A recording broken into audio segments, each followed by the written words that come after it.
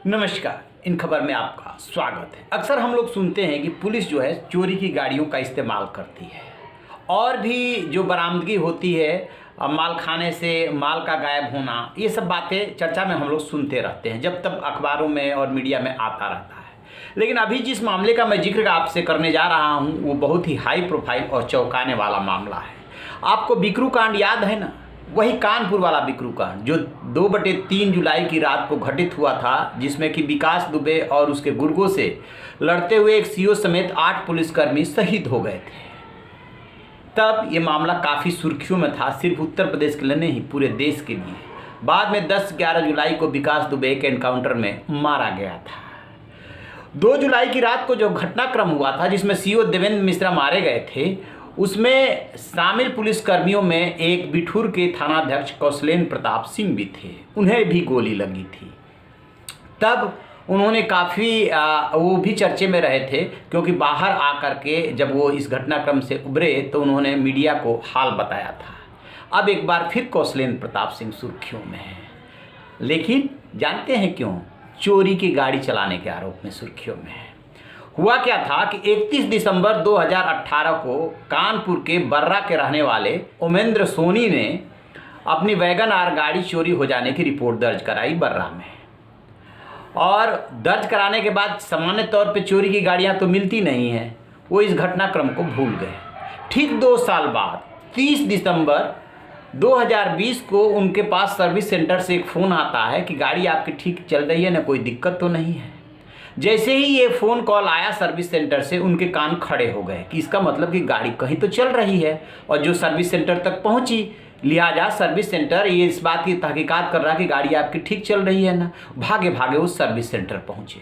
तब उन्हें पता चला कि ये बिठूर के जो थानाध्यक्ष हैं, उन्होंने ये गाड़ी सर्विस के लिए दी थी और चेसिस नंबर के आधार पर गाड़ी के ओरिजिनल ओनर को ये कॉल चली गई। फिर वो भागे भागे थाने पहुँचे तो इंस्पेक्टर साहब को काटो तो खून नहीं, क्योंकि अब वो चोरी की गाड़ी चलाते हुए पकड़े गए थे। फिर वो बताते ये है ऑफ द रिकॉर्ड कि ओमेंद्र सोनी की काफ़ी मान मनुहार उन्होंने की कि इस घटनाक्रम को तूल मत दीजिए, ये गलती हुई है। लेकिन उन्होंने तो इस बाबत कोई कंप्लेंट नहीं दर्ज कराई ओमेंद्र सोनी ने।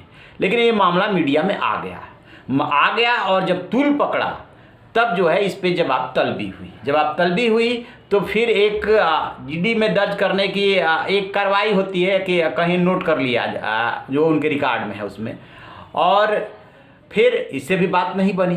तो अब जो है आईजी है मोहित अग्रवाल, वो कह रहे हैं कि हम इस मामले में कार्रवाई करेंगे। क्या कार्रवाई करेंगे?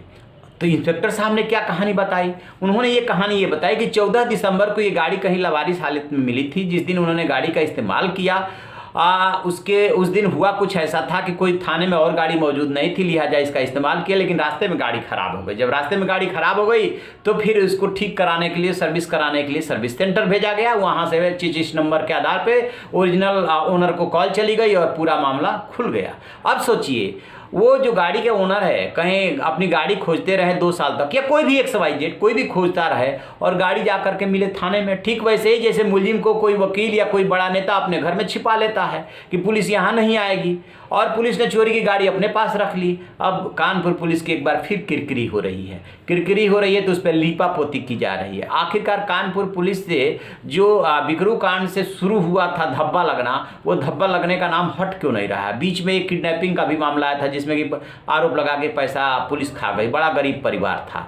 ये धब्बा हट के नहीं दे रहा, इसका मतलब जरूर कुछ गड़बड़ है। कानपुर पुलिस को इस बारे में सोचना चाहिए और पुलिस अफसरों को भी सोचना चाहिए। और जो सिस्टम को देख रहे हैं, जो बड़े बड़े दावे करते हैं कि बहुत सारी व्यवस्था साफ सुथरी हो गई है, उन हुक्मरानों को भी देखना चाहिए कि ये हो क्या रहा है। ये सिस्टम के लैप्सेज हैं, ये तब तक चलते रहेंगे जब तक कि उस छेद को ढूंढ करके बंद नहीं किया जाएगा। पुलिस में जो सुविधाएं मिलती है उसके मुकाबले में काम बहुत ज़्यादा होता है, तो वो मजबूर हो जाते हैं यूज करने के लिए। हम इसको जस्टिफाइड नहीं कर रहे हैं कि इंस्पेक्टर साहब ने बड़ा किया। इंस्पेक्टर साहब को तो जितनी सज़ा मिलनी चाहिए, जितनी भी दी जाए वो कम है, क्योंकि खुद जब इंस्पेक्टर या थानाध्यक्ष ऐसी गाड़ी को चलाएगा तो क्या मैसेज आएगा समाज में। चलिए देखते हैं क्या इसमें कार्रवाई होती है। तो आप रहिए ना बेखबर, देखते रहिए इन खबर। Thank you. इन खबर चैनल को सब्सक्राइब करें।